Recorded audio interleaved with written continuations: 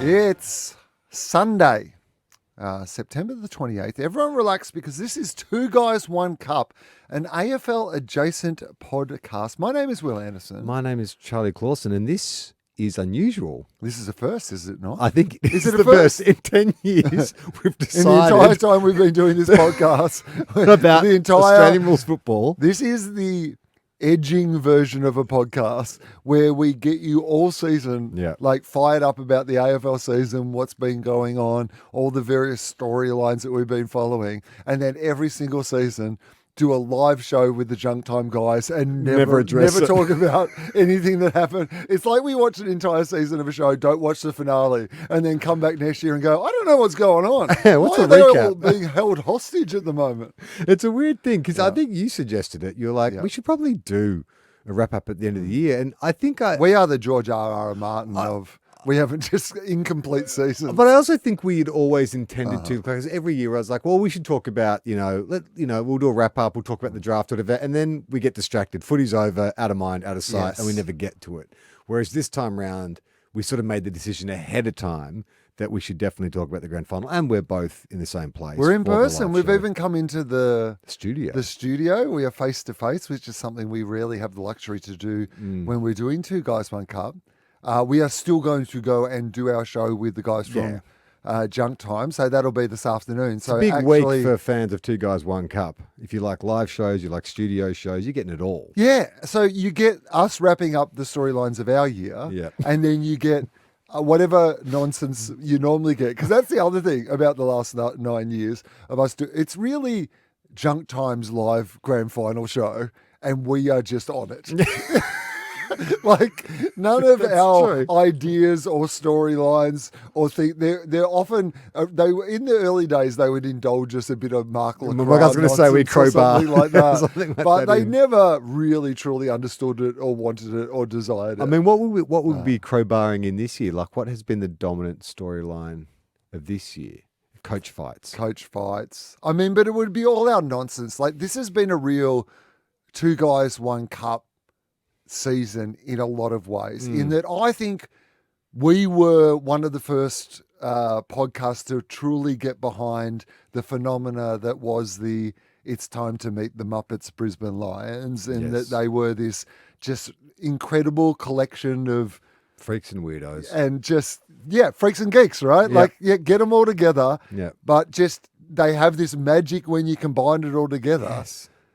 And then Gandalf the Great, the old wise wizard, never... Gandalf the Great, more like Mr. Magoo. Okay, all right. Like but this is what I mean, right? Because Mr. Magoo, we've talked about this. We have. Chris Fagan-Pagan. Yeah, Chris Fagan, Dennis Pagan.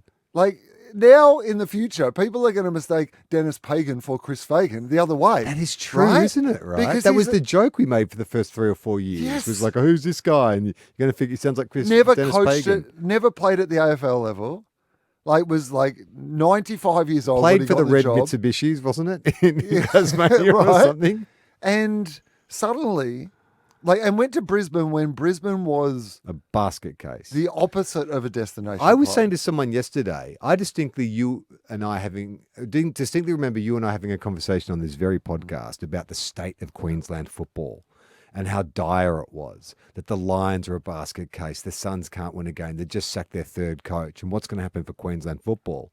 I don't want to draw a direct line between this podcast and the premiership because we do always like to connect our season of Two Guys, One Cup or our storylines with what has paid off in the season. But the more I look at these storylines and the storylines of the season and the storylines of this week, there are so many of them that are connected to the journey of our podcast. And I'm not here to say, Charlie, but if you look at the timing, if you went back, harp. Do you remember when at the start of not this season, but at the start of the previous season, off the back of the Brisbane Lions having lost the grand final, and then Chris Fagan, Dennis Pagan, finding himself in the midst of something he was later cleared of, and but was pretty traumatic at the time. And it was the start of that season, and nobody knew what was going to happen to the Brisbane Lions. Traditionally, when you lose a grand final, it can really destroy you for the next season. And then Will Anderson spotted him across the Virgin Lounge and wandered over. You pinched him or something, I didn't you? remember I touched him on the arm. Touched him on the arm. That's right, yes. I patted him on the shoulder. It was the most awkward human interaction of all time. I was like, there at the end of the game, like, hugging him and pouring Gatorade over him. And all I remember is, the touch he really remembers is that awkward back of the palm. Not even your hand. It was the back of your hand on his real shoulder. safe touch, a COVID safe touch on the shoulder. Did he look as baffled in person that he? Because I was watching him in the aftermatch yesterday, just walking around the ground. It's like, has someone lost their grandfather? Like it had that vibes of call the nursing home. One of the residents has got loose. It is, and so that, and I'm sure we'll go over all but also the start of the week, which is the thing we rarely get to talk about, which is the Brownlow. Oh yeah, of course. Like, I mean, Matt Rowell winning the Brownlow. Could be. I mean, we were in early on Matt Rowell. Yes, we leapt to his defence when Kane Cornes said he had no weapons. Oh God, I can't wait for Monday. Kane Cornes said that, like, firstly, Lockie Neal is the most irresponsible selection choice, right? Yeah. And he was so good, Lockie Neal, by the way, wasn't he not? Amazing. 17. I was thinking he could win the Norm Smith. I know, in half a footy because in the first half, everyone played. And it was about even. Yeah. And then in the second half, he came on. And it turns out they were a 13-goal better team. So, I don't know. But it was just amazing. Yeah. Like, it was one of those. And there's so many. Because the Muppet Show of it all, you're right. Like, that's what intrigues us the most. It did feel like it was a team of the ultra professionals and Chris Scott's men against Faig's boys. All those Brisbane Lions boys are up to no good. Like, they've just got so much character and weirdos. Because they are full of rascals as well. Like your Darcy Wilmots. What the hell is going on with him? So I've never really paid much attention to Darcy Wilmot, but then that's ADHD, right? Like, he's classic ADHD He's kid. Weaponized his diagnosis. He is. Turned into his entire personality. Yes. I remember when he first came in, because remember he came in, I reckon he came in late in the season, right, in his first year into a final series, and like might have played one of his first games in a final, or like, towards and just had that sort of, we've picked him, it's a big game, but he's got the sort of personality that and he was like, I remember him being so slight, but fearless. Yeah. You were just like, oh yeah, he loves this. He's a high draft pick. I remember there's raps on him when he started playing. Yeah, well, something like that. They were right. Yeah, he's great. And I like that he's built, like he's turned into kind of a man in presentation. Like he's got a good big bushy beard. Yeah. It's more filled out. But there's still there's a 12-year-old. It has not diminished the 12-year-old inside him. Like, what was he doing with the fake out for the mic? Because did he last year? Right. Okay, yeah, it's a callback. Right. Yeah. Okay. So do you there's remember so much when I was a dickhead on. last year? I'm a dickhead again. This is the only thing I've concentrated on for the last 12 months is being able to do this again. So there's that. Yeah. There's also Bruce Reville, who I texted you. I love him. Yeah, he's good, isn't he? He just glides. Yeah. I could have sworn he had like 20 touches. I checked the stats. He only had like 11 touches. Yeah. But he doesn't make a mistake. And he's got that kind of silk kind of appearance where he just gets the ball and he just glides. He's not going to waste a kick. And it's that really laconic kicking style where you feel like he's just sort of lobbing the ball to where it needs to go, but it always gets to where it needs to go. He's awesome. And they don't even have Kitty Coleman. Like, if you look at what they lost and what they brought in, it's like, oh man, they're going to be dominant for a while now. Like, they've got a few guys, like Zorko and Lockie Neal at the top end, but a lot of their guns are in there, like either young, like the Ashcrofts, or mid-20s. Firstly, what I want to say is, I think sometimes when it comes to AFL comedy, we've set our sights too high. Okay. Because here's actually what people enjoy. Right. Being able to yell out Bruce when there's a guy called Bruce. Yes. And on the commentary, BT was just like, they call him Bruce. Like, by the way. And they're so fascinated that his name is Bruce, despite the fact that one of the most famous commentators on Channel 7's name is Bruce. Yeah. And Bruce is not that uncommon a name. No. But it's apparently the most hilarious thing in the entire AFL. Does it come back to that classic Monty Python sketch about the Australians? Yeah. Is that what it is? Bruce. Hey, Bruce. Bruce. Bruce. G'day, Bruce. Bruce. Bruce. G'day, Bruce. Rule 1. No, we can't say that. Not anymore. All right, so let's. All right, how do we do this? Let's start. Yes. Let's start at the beginning. We agreed that the two best teams played off in the grand final, right? There's no controversy about it. Oh, it could have been Collingwood or it could have been Hawthorn. Like, we feel like these are the two, not only the two best teams of the year, but probably the two best teams of the last 20 years when you look at premierships, right? Yeah, the only other team this year that had a real solid argument for that is Collingwood, I think. Yeah. Yeah. So I think the top four were the right top four teams as well. And I think that these two were slightly better than those other teams. And it turns out, because the thing that we did not know, I was chatting to somebody and I said, my feeling is that if Geelong play their best and Brisbane play their best, that Brisbane win. Yeah. But Geelong more consistently perform at their best. That's right. So I can see why people are thinking, Geelong is the favourite because they're more. But just that real compelling idea with Brisbane is that if they do actually play at their best, they're just a better team than any other team in the competition. Yeah. And I feel like the build up to the game, starting with, the Brownlow on Monday night, was this sense that Brisbane, like most people, their hearts wanted Brisbane to win, but most people's heads were telling them that Geelong. And I think the tipping reflected that. Even I felt like, well, they beat him only 3 weeks ago. Because watching that qualifying final, and when Neil's calf pinged, like everyone in the room was like, oh, well, that's Brisbane done. Yeah. Like we all just wrote him off. Done. And even when I was texting my Geelong mates this week before last week's prelim about who would you rather play, they were all like, oh, the Lions, because we know we've got them. And so I think that we just kind of all accepted that. But what we didn't take into account was what you just said, which is at their best when they're firing on all cylinders. Like, Geelong are an excellent team, but they're kind of excellent and workmanlike. Whereas if you've got mercurial match winners, it feels like Brisbane's. You'd say Brisbane's that their weakest area is their forward line because they don't have Joe Danaher. They don't have that key position forward. But if you've got 3 half forwards who are going to kick 4 goals each, you're all right. Well, it's handy. I mean, Zach Bailey. It's handy. Well, I mean, fucking this hell. is the other thing. Like, we talk about the first half where, I was so close in the first half. I mean, it wouldn't have been if Zach Bailey had kicked. Well, he would have kicked 9 goals. Here's the thing, I'll tell you. I actually watched the game twice now. Because, did you watch the Foxtel replay? Yeah, straight up. Or it was on 7, mate, or whatever. Yeah. So I watched it, went to my sister's place. She had some friends over. We went and watched it in the beer garden. But you didn't watch the, because you know that Fox have done their own call of the grand final. No, so it wasn't the Fox call. It was the 7 call. But what you noticed on the second viewing of it was that, because it felt like an arm wrestle for 2.5 quarters.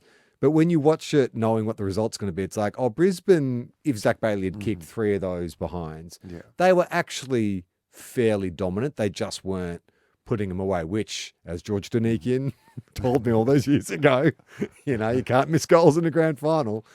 But when the damn walls eventually broke, it made sense. Like, I was like, oh, okay, Brisbane actually were looking pretty powerful the whole match. It was just that Geelong were holding them back and matching. Because Geelong, I think, their tactic was to go back to the qualifying final. Let's just do contest. Well, intercept, beat them off halfback. It would be weird not to do that. Yeah. When you're like, well, this worked so well last time. There is a stat, I think now, which is 5-1 now, which is teams that replay each other in the final series, the result goes the other way. Is that right? Because it gives you, everyone, the other team have showed you what it is that they're going to do. And it would be weird of them to not go with, if it worked so well the first time, it would be weird to not go with that the second time. But now Hugh McCluggage is well, I'm just not going to let that happen to me again. Yeah.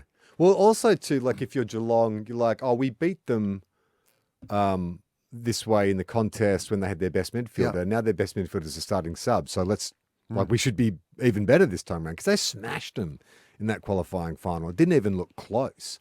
But then it was the reverse this time around and they didn't have Lachie Neale for a half. That was crazy. I mean, it just worked so well for them in the end though, didn't it? Because I think that they weren't as dynamic because Lachie had trouble kind of getting consistency in the game. You got the idea that they were a bit one-paced in the midfield. Yeah. He goes out. Zach Bailey has the run through there. Moore has this incredible final series. I mean, he is. I know we know this, but he's a classic one of those ones where you kind of forget about Zach Bailey until you see him playing big games and you're like, oh, yeah, it's really good. Yeah, it's like the Shane Edwards of, totally. Yeah, you save like reminding us of this until like a day like this where you're the genuine game breaker for a lot of it, I thought. And then, you've got Charlie Cameron who like didn't play a good game all season. And then in one quarter, play, like a good first half of the grand final, and then just went, oh, actually, you know what? I am really good. What if I was just really good for a while? Kai Lohman, who you're like, oh God, it's an almost game. But then you watch it in the replay, it's like, oh, he's actually involved in a lot of stuff, a lot of score assists, for a guy contests. Whose ear got completely ripped off early in the game. What was that injury? It was so strange. But you know what I also noticed about Brisbane, and this is like an Ashcroft specific thing, is the handballs in close. Yeah. Like the way he releases the ball to space. Like it's almost in the same way, you know what they'll always say, like when a midfielder's running into the forward line, he'll kick the ball where he wants the forward to lead to. That's what a good midfielder does. I think Ashcroft and Neil do that. But with handballs, you see them just jump in, grab the ball, and then they just do these little lightning fast handballs to space where someone swinging by in the wing grabs it and gets it out. And the Cats just could not keep up, which is weird because they've got quite a pacey, with Holmes and Smith, they've got quite a pacey midfield, but they just weren't able to kind of keep up with the inside mids.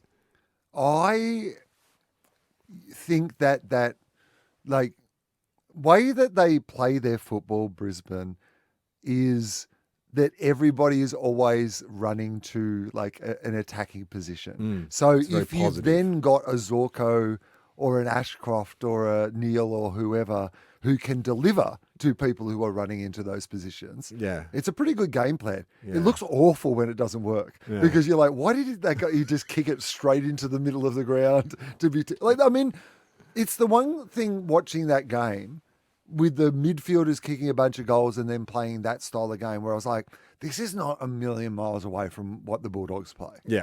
Like this, the Bulldogs at their best play this, like a lot of goals from the midfield, like a lot of runners running through, like taking the game on, looks pretty awful when it gets turned over. The difference between the Bulldogs and Brisbane is like the Bulldogs don't have a Harris Andrews. Yeah. Oh like, my God. This guy who looks like, is he the most fat-free football? Those veins. But laconic to an extent. How can somebody so fit be so laconic at the same time? Yeah. Just such a great defender. Just reads the ball so well in a his contest. Timing doesn't is lose his balance. That way that he can run back into a forward, turn with the timing to turn around perfectly in front of them so that he can be the person in front, without giving away the free kick is... And not only that, but he elevates the entire back line. So like Gardner and Fort and all these other players around him, because it's that classic general, like McGovern used to be like that at West Coast, where every other player, you've got him so you don't stress it. It's like my brother-in-law's a Tiger supporter. He said that's how it was when we had Alex Rance. Yeah. Don't worry about it. You got Alex Rance. He's always going to get to the right positions. But not only that, he's a really good general. So everyone else is on their game. Yeah. Yeah, that's what the Bulldogs need. Get fucking Cal Wilkie out of your mouth. I know. I so want him. I mean, I don't want to ruin your, but you've had a good run buying all these new people. Yeah. Let us buy one of your people. We're too busy spending money at the shops. We don't realise our house is getting robbed at the same time. I'm like, come one of those dirty western suburbs, people broken through the window. It's just such a perfect solution for us if Cal Wilkie would come to the Bulldogs. But I don't think it's going to happen. No. But if it... We're going to make him captain, so he'll probably start. Yeah, I know. You can't go, Cal. It's all we got. We don't have any money, but what else do you need? Apparently we fucking do. Yeah. Sam Flanders has been offered $900,000 a year. Yeah, well, apparently there's, after winning the AFL, is that he's the other guy who won the sprint? No, that's Jed Walter. Oh, that's Jed Walter. Yeah, I get them confused. That's right. Yeah.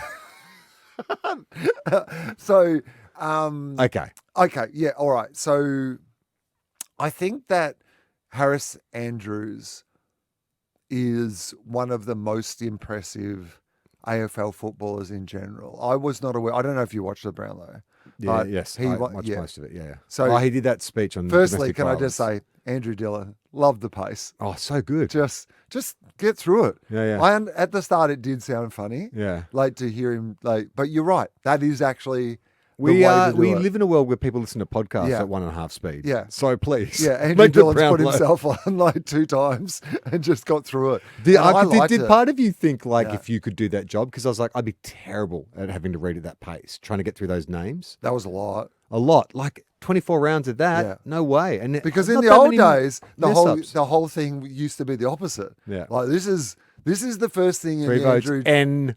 Smith. Yeah, 3 right. votes, yeah. Whereas like Andrew Dillon, he's called a whole round by the time Andrew Demetrio Gillen's done one of his famous pauses.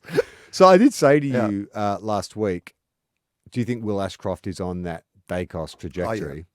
I think Well, now Norm Smith back to back puts you in.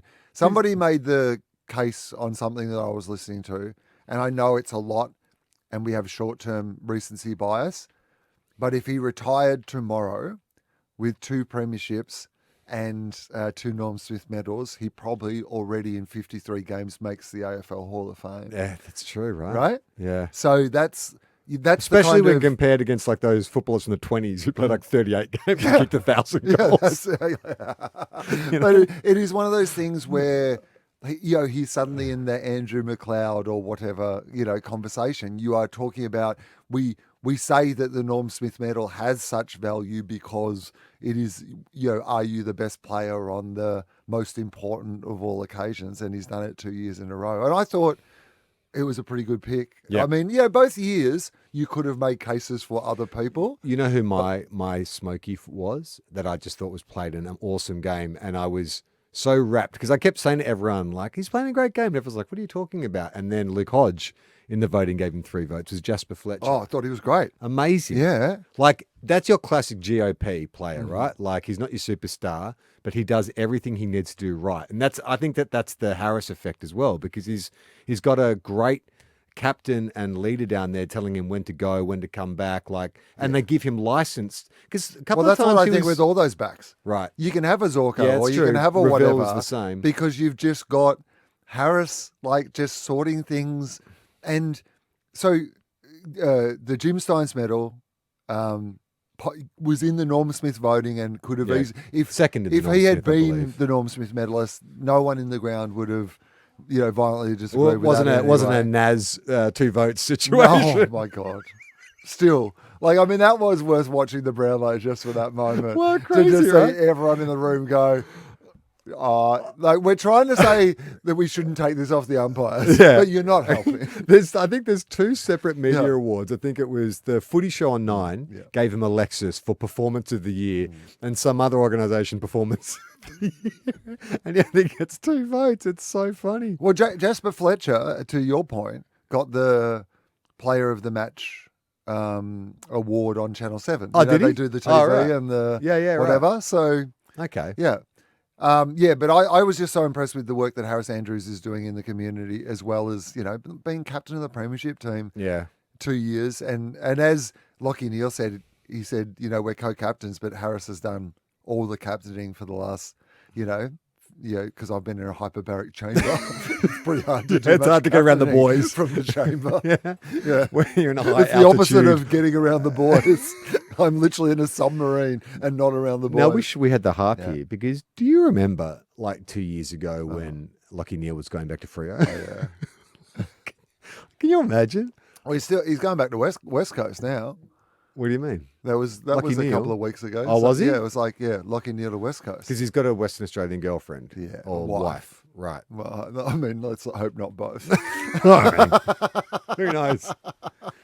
But that's amazing, right? That he went from, because you look at sort of the Zach Merritt situation. I know it's not exactly the same, but the idea of one of your leaders saying, I want out, and people getting their noses out of joint. It was a pretty, pretty bold request by a guy who they'd spent a lot of money on and brought over and had invested a lot of time in for him to go, I think I might need to go back. And obviously things worked out for the best, but that's a strong club, right? That the fact that didn't derail him, he still seems to be quite loved by his teammates. and is now I think it was for like, I think at the time there was like family stuff. There was reasons. I think it was post-COVID or like something. It wasn't just the Zach Merritt thing of you guys there suck. had been family separation sort of things Right, or okay. whatever it might have been. Yeah.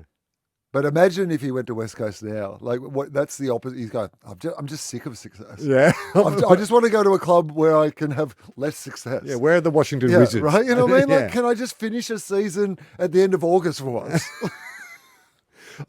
Can I not have to spend most of September in a hyperbaric chamber to get up for grand final day? What did you make? I thought it was quite impressive, Zach Merritt going to the Brownlow and being interviewed on the red carpet. Yeah, I thought so too. Amazing, right? Yeah. Like I thought, and I actually by the end of the interview was like, oh, okay. Like still think he's going. Yeah. But you sort of like, I thought he treaded that line between this is the official statement, but without sort of pointing the finger at anyone, sort of keeping quite level, making it sound more just like something that will be worked out and it'll be worked out for the best in the end. Like that is he did say tightrope. I mean, I felt like he might have gone a bit too far when he said that Essendon fans were the best fans in the world. Did he say that? I don't remember that. I was like, come on. Let's be honest. Come on. Even they know they're a little more toxic than that. So will he go the best and fairest? well, he's going to win it, apparently. I guess it depends what He's going to win happens his during sixth one. the discussions around. It would be terrible. What an awkward moment it would be. But here's what I would also say to that club, is that in the future, there is no way this guy, even if he goes and plays for another club, he is a legend of the Essendon Football Club. And in a period of time where they did not have a lot going for them, he was the thing that was going for them. And he, 6 seasons was their best player, for 6 seasons. That is like a Essendon Hall of Fame resume. Don't ruin it by by ruining this moment. Make him feel welcome. Celebrate his season that he had and whatever it might be. I mean, sure. I mean, I like the sentiment. Do you know what I mean? Yeah. But don't have you ever been? You've been to a BNF. I know. Well, that's what I mean. You can't do that. No. And that's the ideal world in which you but they're not like that at all. And you need you need one Stephen May at your club, with 3 glasses of red wine in him, and suddenly. I think it's more the fans though. Like the fans go to the BNF and they can be crazy, and so I think he would get. But Charlie, that might be St Kilda fans. I've heard that Essendon fans are the best fans in the world. Okay. So. You're right. Right. All right, now back to the grand final. Yes. Okay, so first quarter, fairly even. Lions, I think, have finished like 8 points up at the end of the first quarter. But did you get a sense of you thinking, the Cats? My sense was, this is interesting. The Lions are throwing a few punches here, but I feel like they're going to run out of puff. The Cats are very hard and very well drilled. If they don't get enough of a lead up, in my head, I was like, geez, Bailey keeps missing. If they could get 4 goals up by halftime, I thought they're probably a pretty good shot. But I always was anticipating Geelong would mow them down at some point. I felt pretty confident that Geelong were, they're playing well, right? But then when did Cameron get injured? When was that? In the first quarter, or was that in the? I think it's the second quarter, right? Yeah. And that to me, because before we were talking about that idea of who are the game breakers, who are the stars. Brisbane are full of them, and if half a dozen of them play really well, they're hard to stop. But with Geelong, it's a shorter list. Dangerfield wasn't having the game that he had previous, including 10 touches in total. Well, and including hurting the other guy who might have been the good player who could have won the game. So not Danger's best ever day that he's had, obviously, but. They wouldn't have been there without him. He did his bit the week before. It wasn't kind of his fault on the day. But for Jeremy Cameron to I don't want to say something controversial, but I don't know how I say this. Okay. Patrick Dangerfield, I think, is built for finals. Well, not for grand finals. But not grand finals. Yeah. Oh, mate, no, sorry. Oh no, you've misread the certificate here, mate. This clearly says built for finals. Yeah. What you need is a separate built for grand finals certificate. No, he's done all right. He's done all right in the past. Yeah, that's right. But yeah, not his best day. No. And it was also too that the brutality of his contested work last week. It just wasn't there. It was on the opposition players. It was on the opposition. This week it was on his own player. Well, it's also interesting. I mean, he broke a guy's arm. Like, he was still having a pretty good game. But they sent like a hard tag to McLuggage. What's his name? Oshino Mullen. Mullen O'Sheen. Osheen Mullen? Osheen Mullen. So that was quite a hard tag on McLuggage. Did you see like all the stray elbows and shit going Are you talking on? about the Nick Dacos of Ireland? Is that... I believe it. That goal he kicked. I mean, he looked good, right? Yeah, I mean, he's a good player. Yeah. And he was very good in the previous final they played. Yeah, but there was clearly a... and when he kicked that, that was the moment where I was like, oh, this might be Geelong's day. Yeah. When Osheen Mullen is like... Yeah, drilling it from 50. Yeah. But it also felt too like that the Cats went in with, I don't know if it's a negative mindset, but they'd clearly targeted specific Brisbane players to lock down on.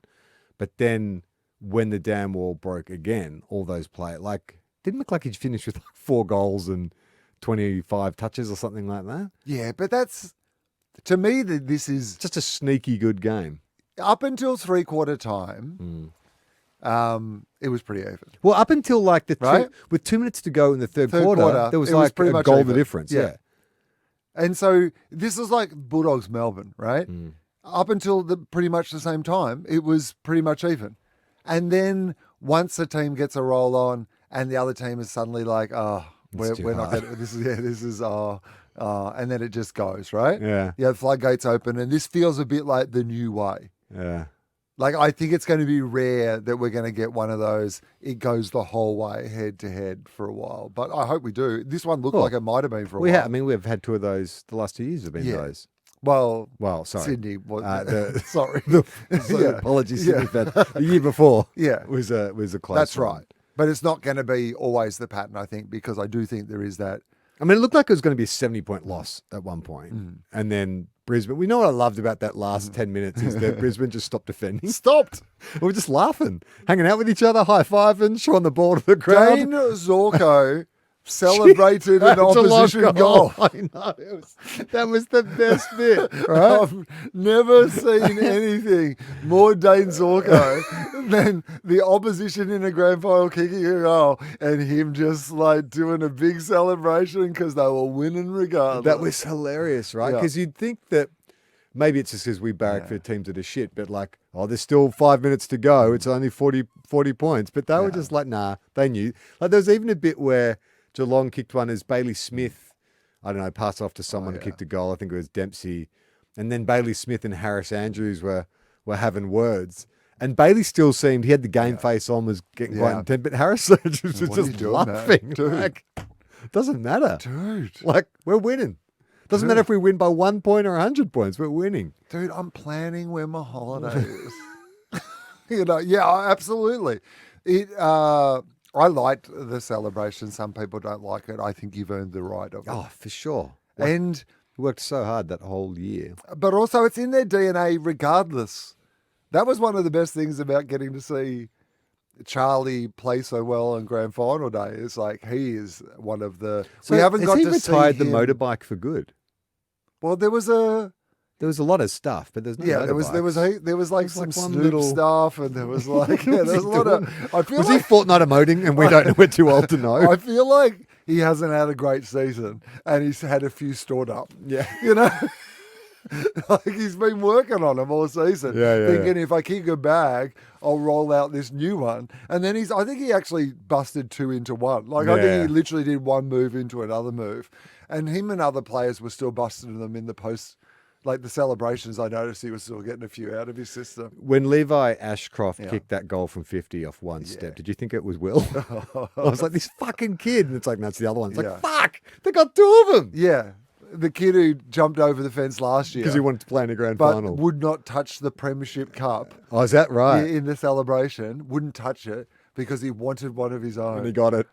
1 year in to his Christ. career. That's what I was saying to someone today. Was like, imagine being 21 having 2 Norm Smiths and 2 premierships. premierships. Like, life's only getting worse from here on, man. Unless you become a triple premiership player, but then life's getting worse. Well, I mean, they could again, as like Oscar, Allen, Sam Draper.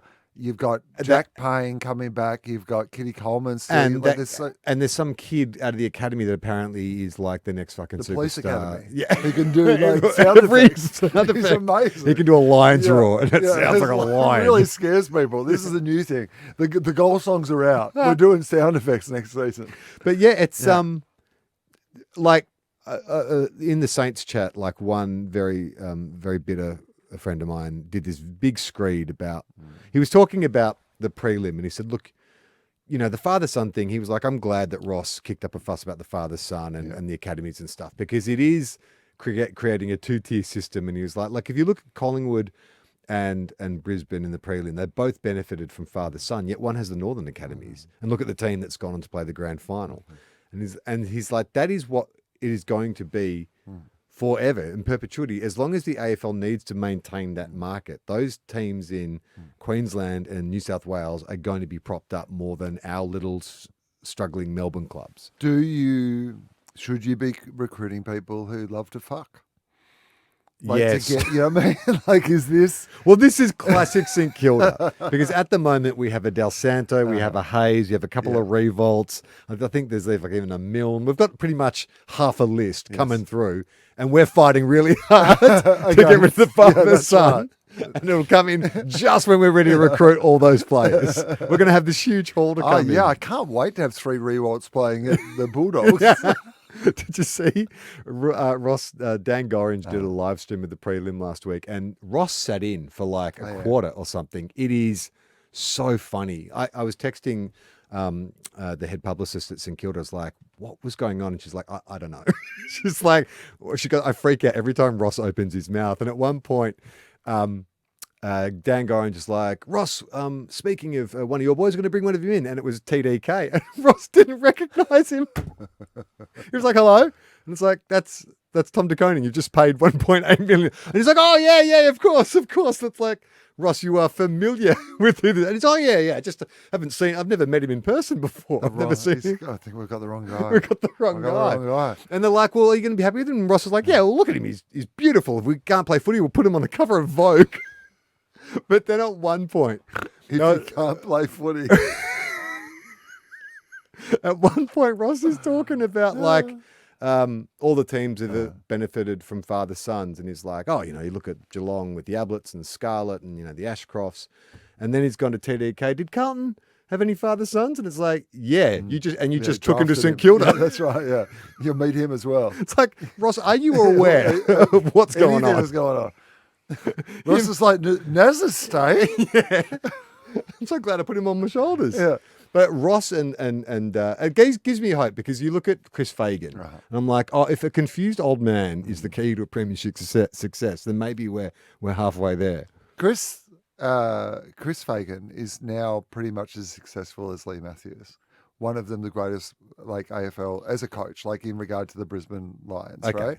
So Lee won 3, but 3 grand finals, 2 premierships, like played as many finals as Lee Matthews did. It's incredible, really, that one of them was the greatest player who played the game and went on to coaching, and one never played at the highest level. But I just wanted to mention, you talked about Daniel Gorringe. Did you, because you went to the pub to watch? Did you see the sketch that they did about delivering the ball? No. Oh my God. Was it not good? Oh, this is good, Aaron. This was so. I wish I could remember it all. But right. This is before the game. Yeah. So the ball gets delivered to the. There's all this pageantry around the delivery of the game ball, despite the fact that there's clearly a bunch of balls that we use in the game. There is no specific game ball. It's one of those weird. It makes it's not like the Oscars or anything. Yeah, they bring it out. Or the Olympic flame. It's not even like the cup or whatever. Yeah. Like the ball. You know what I mean? There's heaps of them. There's heaps of right. So anyway, but there's this sketch about the ball got lost because they're having a meeting, and the Brains Trust is Andrew Dillon. I've seen. You've seen. They some must of have shot a bunch of sketches, because I've seen a similar thing. It's part of an Amy ad, right? Yes. Because Amy are the safe whatever. Yeah, clangers. And so you've seen there is a little clip. So it's Dipper, Gorringe, Yeah. Darcy Vesio, Yes. Darcy Moore, Yeah, that maybe sounds right. Yeah. Andrew Dillon. Yeah. Firstly, Andrew Dillon, Not a good sketch actor. comedy, not his forte, Yeah, right. is what I would say. But then in the extended cut, because the premise is that, how many MCGs could there be? But then it turns out there is like 150 different MCGs that the ball could be delivered to. So they go to all these various MCGs. And then Alf Stewart comes into it, but he's AFL Stewart, and Sushi Mango are in it. Oh yeah, and like it's just like literally one of those things. a Where grab like, bag who else? of references. Who else? What else do people like? No two guys, one cup. I mean, they're literally going to everyone who's tangentially related to football, not us. We didn't get a call. It was like one of call. those ones where you're like, okay, I guess we didn't start the fire, you know. And did you see any of Snoop? I did. Yeah. I watched the whole Snoop thing. I loved it. Thought he was great. Yeah, thought he was really good. And that seems to be the general But consensus. I've listened back to it because I was trying to hear at the end of next episode, obviously the famous line, smoke weed every day. They played that. They played something, but it's kind of obscured by the music, and I couldn't work out if they'd censored it or not. Because then later on with Drop It Like It's Hot, where it's like, I got a rolling on my arm and I'm pouring Chardonnay and I roll the best and it goes, I got it going on. Yeah. And he was censoring that bit. Yeah. But then he let one slip. He just was in Snoop mode. And roll the best weed. Yeah. But of all the things to let slip in his songs, like he's actually pretty good at editing. Yeah. Right? Because when you're singing along at home, you realize how many times he's putting in something else other than what the original lyrics are. Yeah. One and only instead of Mother Flipper, I noticed. I enjoy, people drew parallels between Isaac Rankin and Snoop Dogg and the language. But this is actually, as it turns out, the perfect example of how that is not appropriate language for the occasion. Yes. And how you could just not use There you go. when it is like, like even Snoop knows that this is He not... seemed to genuinely enjoy himself, Snoop, too. Did you see that goal he kicked? Yes. Good skills. I mean, genuinely looked like...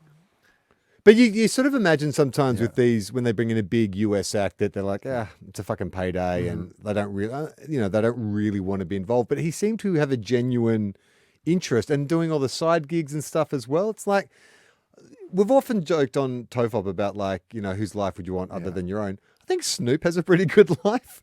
Like he seems to just kind of like he doesn't have no qualms about doing a menu log ad or playing like a big sporting event. Just does it. It just seems to enjoy performing and being Snoop Dogg. Do you think there was a conversation around whether they could... Does menu log still exist? I don't know. Because do you think that there would have been an opportunity for menu log to do? Because that would be... A brand. In many ways, the song some Australians would know best. Yeah, of Snoop's, that's right? what my niece said. It's like, it's the menu log guy. Yeah, if he did somebody say menu log and just went into a bar of that in the middle of everything else, and they got some coin for it, Menu log would have. Yeah. I mean, that's right? good. They should have paid a fortune. They should have put all their eggs into that basket. Yeah. Anyway, so I thought he was great. Yes. I thought did the right sort of show, didn't overreach. Baker Boy made leading into it was good. I thought that was really cool. Tash Sultana on guitar, unexpected. Loved it though, Yeah. right? And what's the connection with those two? Does he know her? Or do they know him? Or like, how did that gig come about? Because I saw him doing some press with her ahead of it, and they seemed quite friendly. And I just don't know if it's just a thing or just they're both musicians or... It's one of those great things. Well, I think they're both musicians, but... But they seemed that there was familiarity. I just was wondering if maybe she's... Well, I mean, everyone would feel familiar with Snoop, right? Yeah. I think even if you meet him for the first time, did you hear that he had his own caravan? No. On Brunton Avenue? No. They like a camper, like a trailer. A trailer. Yeah, of his own. Caravan. Yeah. Jayco. On the back of He's just cooking sausages. That's right. He was like, they drove him around with Matt Rowell before the He was trying to find a PowerPoint so he could plug his oven in. Can I use these showers, by the way? Is this cool? Am I? Just see Snoop Dogg with a towel over his shoulder and a Just toothbrush in going his into the hand. rooms.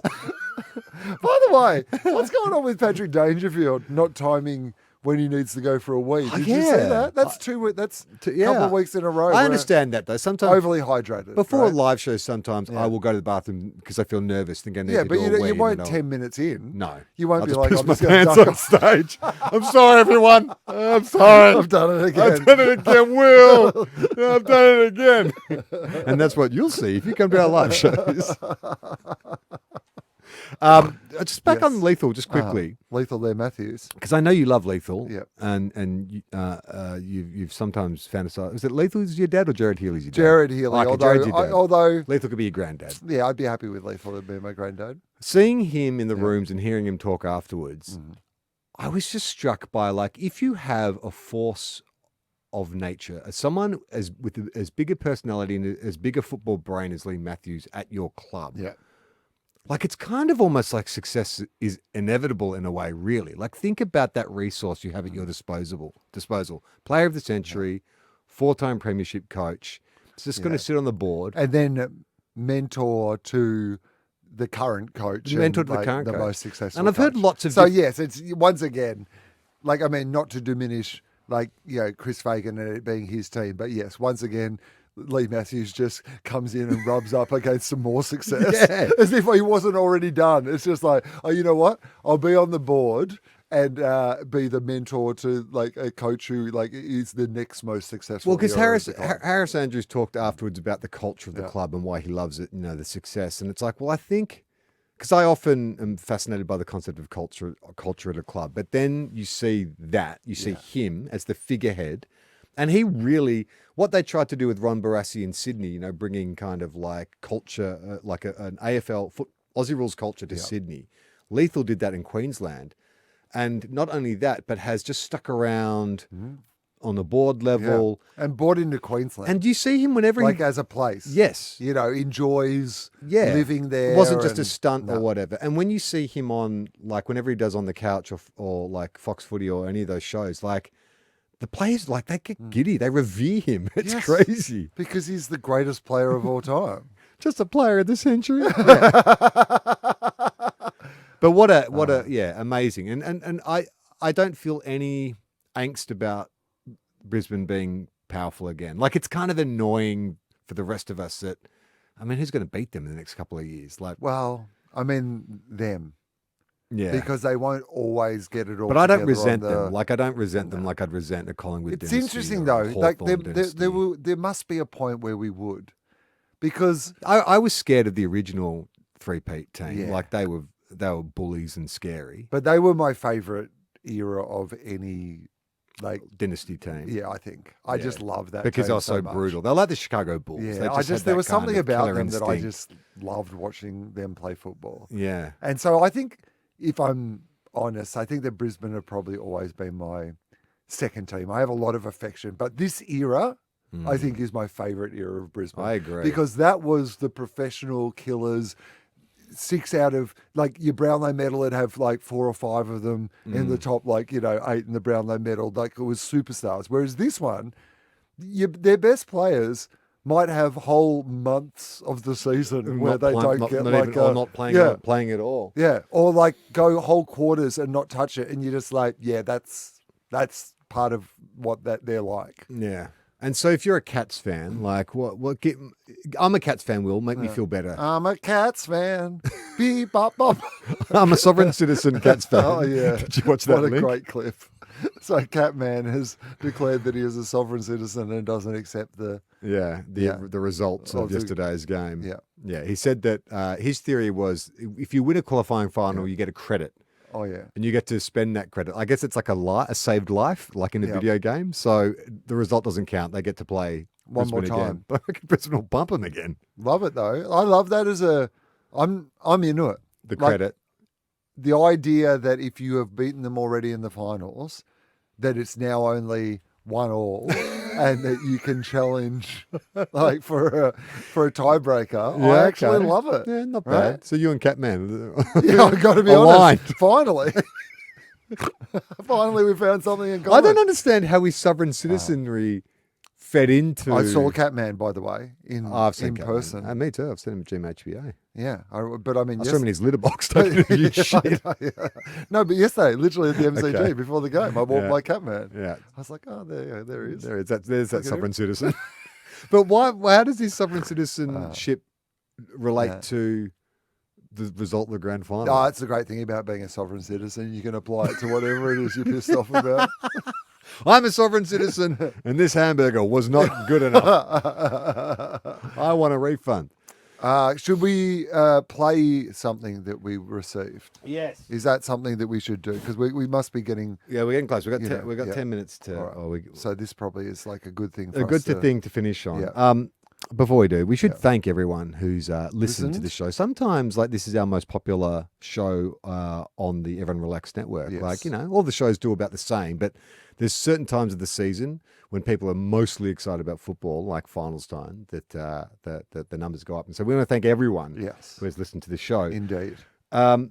We just checked and out, contributed to it, and like wrote in. written us apologies for the last 2 months. fights and all sorts of like ridiculous things. And and I had a few people come up to me at the pub yesterday who are listeners as well, and lovely. It's never had a bad interaction with a Two Guys One Cup fan in real life. Yeah, no, thank you to everybody who's supported the show, and keep listening to this feed for our other shows. So we checked maybe there'll be some cricket shows. Oh yes, later in the year around the Ashes. The Ashes.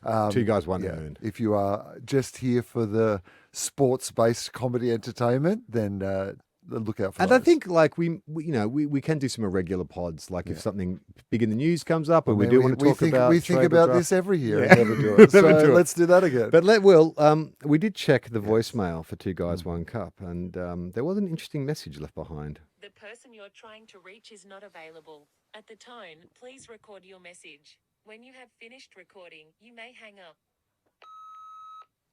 Will, Charlie, Kingy here, mate. A big hello to everyone at Two Guys, One Cup, the grand final podcast. Yes, I've heard what's going on. Don't worry about that. Boys, I've been down the lab. I've crunched the data. And I've got a couple of things I want to say. I want to get this off my chest. My first crack is at you, Charlie. I loved your work early, mate. McLeod's Daughters, Home and Away, all that sort of stuff. But your impersonation of me, Charlie, you got no weapons, brother. It's war without weapons out there. It's dog eat dog. It's every man for himself. It's not enough to just drop down to gravel, slow yourself down, and repeat yourself. I repeat, to repeat yourself. It's not enough. Charlie, you got to have heart. I just don't hear the heart in your voice at the moment, but I'll say it again. You do it better, Kingy, than Broden. He's awful. And my second crack is at you, Will. And I'm allowed 2 cracks today because it's my show. Mate, I love your work.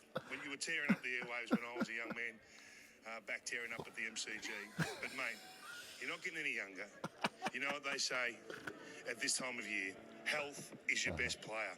And, Will, your health is shot. I was going to say it, Will, you're just not built for finals, mate. You're just not built for finals. Anyway, I'm off to lie on the beach with the volcano, working our hot takes for the trade period, and get guts up.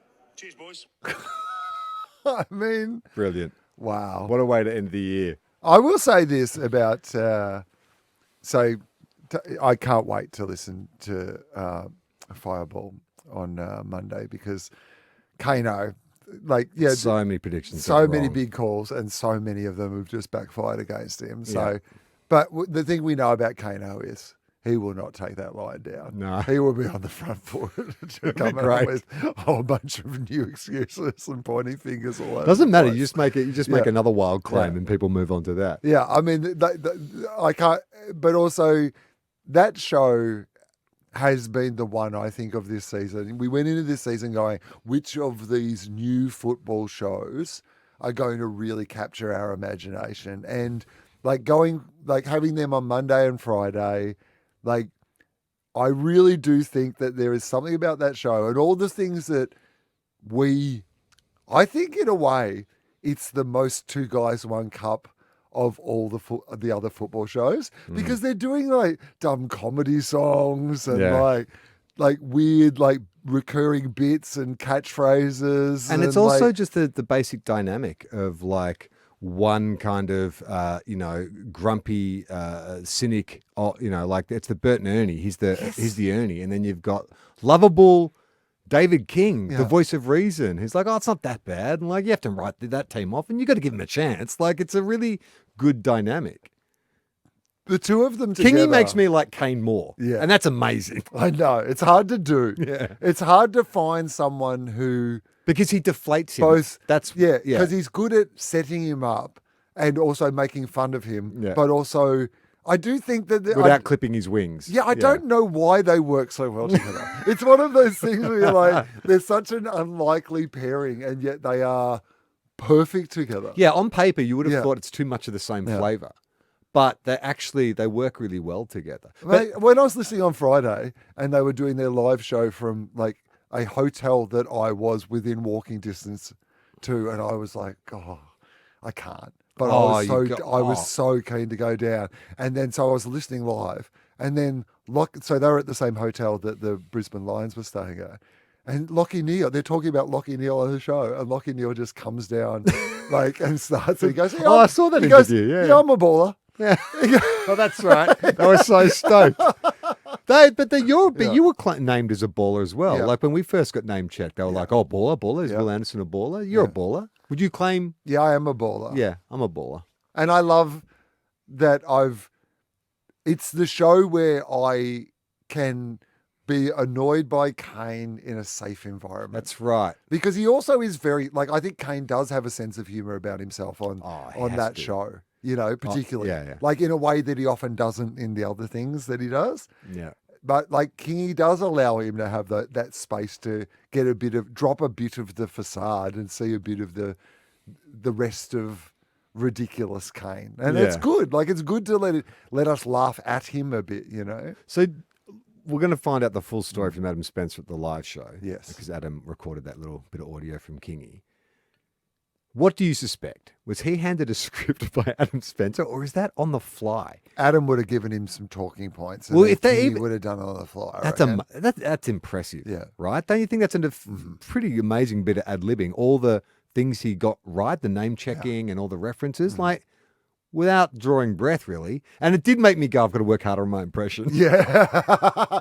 It turns out David King does a better David King than you. Well, it's also because he uses the line, brother, in it. And I'm like, when does, I'd never, like, of all the things you reach for, like, oh my God, man, like, brother. Yeah, the one you got no weapons, brother. The one that I would be interested in would be I repeat myself, you can't repeat yourself, and I repeat myself, and I was like, that's actually not a bad little joke. What about the little pump up where he's gone, while you turn up the airwaves, I was tearing up the MCG. So great. All right. Well, that has been Two Guys, One Cup for another season. Thank you again. Once again, for everyone who's been listening. Please go check out our other podcasts on the Everyone Relax Network, everyonerelax.co, and support us if you can. Everyone, that's patreon.com/everyonerelax. Heaps of bonus footage there, full videos of every podcast we've done, and it goes back years, so you can dig through those archives and find out all the content that we do. And next weekend, if you're in Melbourne and you're bored, you're like, oh, hang on, this hear more of this Charlie and Will stuff. But you want some more Charlie and Will stuff. 9:30 on Saturday night. We will be appearing at the Cheerful Earful Podcast Festival. Now, we were going to be appearing on the Sunday. We've had a personal thing come up. We've had to change. Luckily, thank you to everybody to actually get us like another slot so we could actually do it, because otherwise we were going to have to cancel. And so 9:30 Saturday night. It might mean that some people who were coming on the Sunday can't come. There's ways to redeem your tickets, etc., etc. They would have reached. Cheerful Earful will make contact. Yes. If you can't use your ticket, but I would say it's shout out to some people who couldn't come on the Sunday, but maybe you're like, oh, actually next Saturday night, that seems like a fun thing to do. We probably will have some tickets available now that we've changed, So if you want to come along to that, 9:30 Saturday night, and you can live stream it online from anywhere. Yeah, so, there's a link in the episode description or the show notes or whatever you call that today. But for the last time in 2025, play on, not 15. Ball! Little footy-loving dickheads, dreaming about a premiership cup. We love our clubs, but they never win. 2 flags in 100 years. The shit house. If you think we'll be insightful, clever, or just well researched, we're here to say that's not the case. We'll just go out and wing it. We are 2 guys, 1 cup.